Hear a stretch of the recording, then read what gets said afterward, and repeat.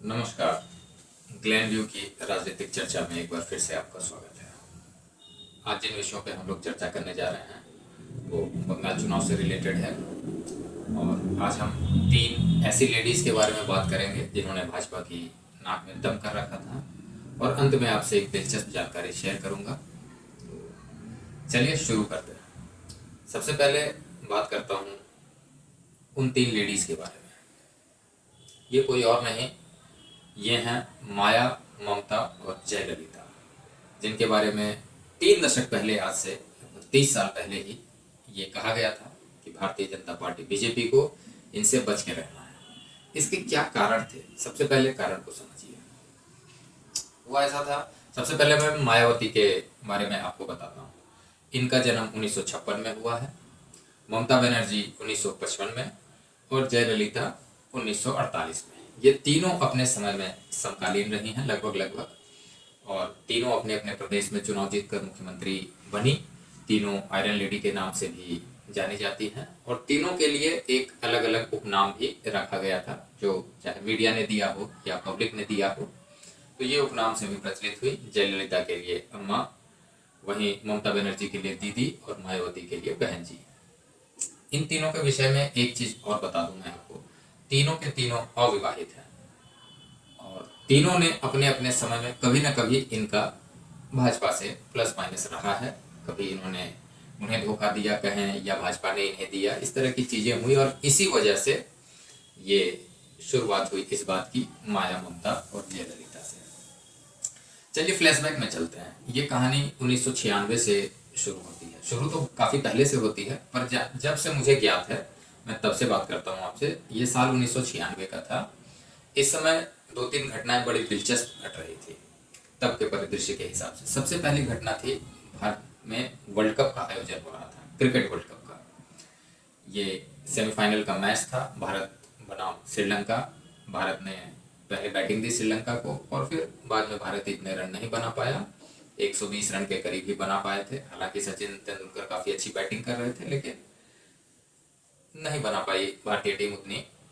और 8 विकेट पे 120 रन पे 8 विकेट हो चुके थे, और इसी बीच में मैच रोक दिया गया। ये बंगाल में पहली घटना थी, जब ईडन गार्डन में पत्थरबाजी हुई, लोगों ने बोतलें फेंकी और स्टेडियम में आग लगा दिया। मैच को रद्द कर दिया गया और जीत दे दी गई श्रीलंका को। इस तरीके से भारत सेमीफाइनल हार गया। ये पहली घटना थी। इसी के लगभग 1-1.5 महीने बाद एक और घटना घटी, जो 1996 में लोकसभा चुनाव के उसमें हुई। उस समय एक नारा प्रचलित हुआ, अब की बारी अटल बिहारी। पूरे देश में अटल बिहारी वाजपेयी का डंका बज रहा था, और भाजपा ने इस अनुरूप प्रदर्शन भी किया। 160 सीटों के करीब, 162 सीट संभवतः बीजेपी अपने दम पे लाई थी, और सबसे पहले अटल बिहारी वाजपेयी ने भाजपा की सरकार बनाई। ये सरकार सिर्फ 13 दिन चल पाई, और फिर सरकार गिर गई, क्योंकि बहुमत ना होने से। बाद में आपने एच डी देवगौड़ा और इंद्र कुमार गुजराल को देखा इसी समय में। फिर ये चुनाव आगे बढ़ा। 98 में फिर से एक बारी चुनाव हुआ। इस बारी बीजेपी ने 182 सीटें लाई, और फिर से नंबर 1 पोजीशन पे रही। फिर से बीजेपी को सरकार बनाने का न्योता मिला, और बीजेपी ने ये के प्रकार बहुत सारे दलों को मिला के ये सरकार बना ली, और ये सरकार चली कुल 13 महीने। पहली बारी 13 दिन, फिर 13 महीने, फिर सरकार गिर गई। इसी वाले में आपको याद होगा कि जयललिता ने एक वोट से ये सरकार गिरा दी थी, और उस समय अटल बिहारी वाजपेयी जब संसद में भाषण दे रहे थे अपना, जब वो अपना इस्तीफा सौंपने जा रहे थे, तभी उन्होंने उनका आइकॉनिक भाषण भी है, अभी भी यूट्यूब पे है, आप देख सकते हैं। वो, ये देश रहना चाहिए, इस देश का लोकतंत्र रहना चाहिए, सरकारें आएंगी जाएंगी, हमारा देश रहना चाहिए, हमारे देश का लोकतंत्र रहना चाहिए, ये वाला भाषण आप सुन सकते हैं। तो ये एक सीट से ये सरकार चली गई थी, तो 272 का आंकड़ा पार नहीं कर पाई थी। अब वापस फिर से चुनाव होते हैं, और इस बारी लोगों का कहना था, ऐसा पब्लिक परसेप्शन था, कि पहले 13 दिन थी, फिर 13 महीने हुई, अब की बार 13 साल की सरकार बनी है अटल बिहारी वाजपेयी। कुछ उसी रास्ते पे सरकार चली भी, इन्होंने फिर से सरकार बनाई और 5 साल पूरे किए। 1999 से 2004 तक का कार्यकाल इन्होंने पूरा किया।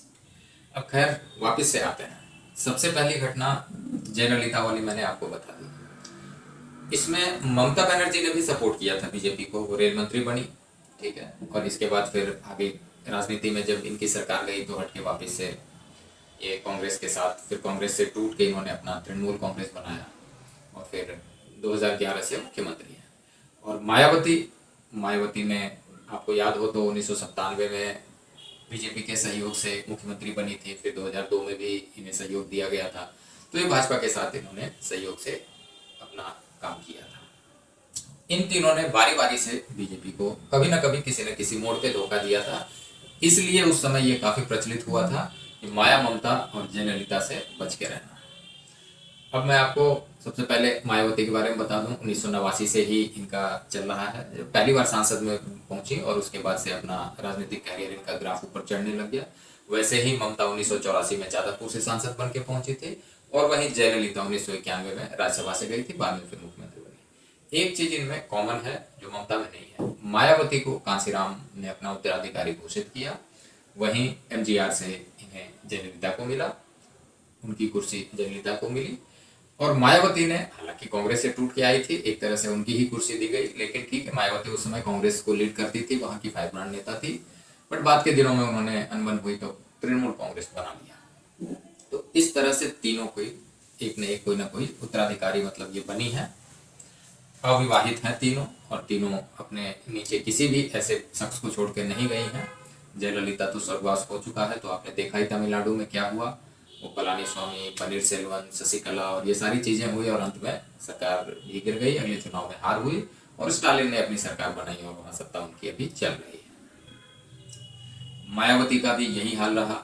2007 में पूर्ण बहुमत से सरकार बनी इनकी, 2012 तक चली, फिर अखिलेश यादव से हारे और फिर इसके बाद इनका भी पराभव, राजनीतिक पराभव होना शुरू हो गया। अब अंतिम विकेट पे खड़ी रही ममता बनर्जी, 2011 से अब तक मुख्यमंत्री हैं और 2026 में चुनाव है बंगाल में। अमित शाह ने 15 अप्रैल की तारीख तय कर दी है। अब देखना यह है कि इससे पहले चुनाव की घोषणा कब होती है, तो कुल जमा 3 महीने ही बच रहे हैं। अब मैं आता हूँ बंगाल चुनाव इतना ज्यादा विवादों में और इतना ज्यादा क्यों है। इसका रीजन है एसआईआर। जब से बंगाल में एसआईआर की प्रक्रिया शुरू हुई है, ममता बनर्जी के होश उड़े हुए हैं। अब आप देखो, ऊपर से मैं आपको कुछ बताता हूँ। नॉर्थ बंगाल में, जिसमें जिले आपको ऊपर वाले जो सिक्किम का पार्ट लगता है, सिक्किम से सटे हुए दार्जिलिंग का है, कालिम्पोंग है, इन जिलों में बीजेपी अच्छा प्रदर्शन पहले भी करते आई थी, अब भी करती है। वैसे ही जब आप नीचे की तरफ जाते हैं, असम वाले उससे जो कूच बिहार है, फिर अलीपुरद्वार है, सिल्लीगुड़ी, जलपाईगुड़ी तक बीजेपी, मतलब ऊपर नॉर्थ में बीजेपी हमेशा से ही जीतती आई है। पिछले 2-3 टर्म से, इससे पहले तो बंगाल में कोई सीटें नहीं थी बीजेपी की, बट अभी फिलहाल जो हुआ है उसमें बीजेपी ये जीती है, लोकसभा में भी और विधानसभा में भी। अब खतरा किधर है? खतरा है नीचे वाले पार्ट में, जहाँ बांग्लादेश बॉर्डर लगता है। ये मालदा, मुर्शिदाबाद, नादिया, 24 परगना, उत्तरी 24 परगना, दक्षिणी 24 परगना, ये सारे जिले जो बांग्लादेश बॉर्डर टच करते हैं, इन बॉर्डर्स पे इन्फिल्ट्रेटर्स का कुछ ज्यादा ही अतिक्रमण हुआ है, डेमोग्राफी चेंज हुई और इसी एसआईआर की प्रक्रिया के तहत इनको निकालने की ये सारी चीजें चल रही थी। अब आप एक गुणा गणित कीजिए। हालांकि इसमें झारखंड बॉर्डर भी है, आसनसोल वाला बीजेपी के प्रभुत्व में आता है, ऊपर बिहार से भी बॉर्डर शेयर करते हैं, ये जो सिवान और ये किशनगंज के साइड से मालदा वाला कुछ पार्ट इनका आता है, उत्तरी दिनाजपुर वाला बिहार से सटे है, तो थोड़ा बीजेपी इन्फ्लुएंस में वहां पे हैं, चीजें हैं, वहां पे जीत सकती है और पूर्व में जीती भी है। आसनसोल में तो अभी बाबुल सुप्रियो सांसद भी रहे थे 2-2 बारी, फिर छोड़ के टीएमसी में गए, फिर शत्रुघ्न सिन्हा अभी भी हैं वहां, तो वहां अभी भी वर्तमान में भी सीटें निकल सकती हैं। तो 77 सीट्स अभी भाजपा की हैं, 148 पे सरकार बनी है। अब इस गुना गणित में हुआ क्या है, असली चीज वो समझने का है। कुल जमा 7 करोड़ वोटर हैं, पहले भी थे और अभी जो है वोटर निकल के जो एसआईआर की प्रक्रिया के बाद भी 7 करोड़ के आसपास बचेंगे या उससे कम हो जाए। इसमें 58 लाख वोटरों के नाम कट गए हैं। ये 58 लाख कौन है? इसमें से 24 लाख वैसे वोटर हैं जो मर गए, 19 लाख वैसे वोटर हैं जो स्थानांतरित, जिनका ट्रांसफर हो गया, वो बंगाल छोड़ के कहीं और शिफ्ट हो गए हैं, वो हैं। 12 लाख ऐसे वोटर हैं जिनका कुछ अता पता नहीं चल रहा और 1.5-2 लाख वोटर ऐसे हैं जो डुप्लीकेट वोटर थे, जिन्होंने बंगाल में भी बना रखा था, असम में भी या कहीं और भी उनके वोटर आईडी कार्ड थे, तो उनसे पूछ के एक जगह पे हटा दिया गया। तो इस तरीके से कुल ये 58 लाख के करीब वोटर इनके खत्म हो गए, इनका नाम वापस नहीं जुड़ना है। और 32 लाख इस घेरे में हैं जिनसे पूछताछ होनी है, जिनका नाम ऊपर 2002-3 के वोटर लिस्ट में नहीं पाया गया, मिसमैच है, तो संभवतः उसमें से भी कुछ कटेंगे। और बढ़ने की जगह 3 लाख हैं, जो 3 लाख वोट फॉर्म 6 की तरफ से बढ़ रहे हैं। तो कुल जमा मैं 7 करोड़ पकड़ के चलता हूँ कि चलो ये आंकड़ा कहीं ना कहीं, हालांकि 6 करोड़ ही रह जाएंगे क्योंकि 60 लाख पहले से ही इनके जा चुके हैं और 30 लाख अभी भी उस पर हैं, कुछ और प्लस माइनस होके ये ऐसा ही रहेगा। सबसे बड़ा फैक्टर है 60 लाख अन्य जो वोट डालते हैं। पिछली बार क्या हुआ, ममता बनर्जी को मिले कुल वोट 2 करोड़ 90 लाख और भाजपा को मिले 2 करोड़ 30 लाख के करीब। डिफरेंस है 60 लाख का। 60 लाख वोटर कट गए।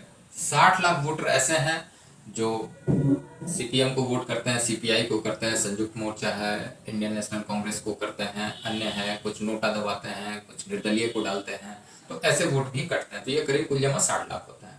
तो 60 लाख आप पकड़ लो जो हट गए, 30 लाख अभी हटने हैं या उसमें जुड़ने प्लस माइनस जो भी है, और 30 लाख अभी भी संदिग्ध वोटर है और 60 लाख दूसरों को देंगे, तो 1.5 करोड़ वोटर सीधे सीधे आपके हाथ से निकल गए।